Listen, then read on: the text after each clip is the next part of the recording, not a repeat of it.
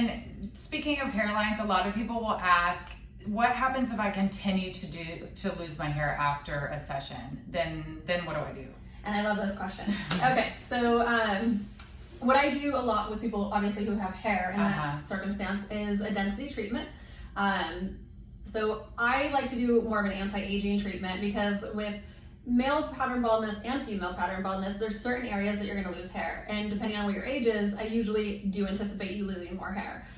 So starting with men usually are going to be from the crown area all the way right here. So if you're just thinning right here, I do not ever recommend doing spot treatment. I don't recommend just patching it in where the hair is currently lost because you most likely are going to thin, and I don't want anything to look unnatural 5 years from now.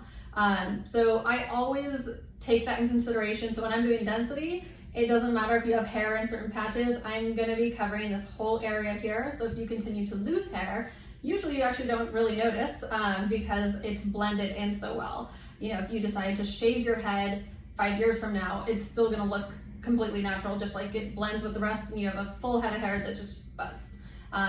So yeah, thinning hair is actually a good thing. So a lot of people come in their young 20s or 30s who are barely noticing hair loss, more of an anti-aging component of it.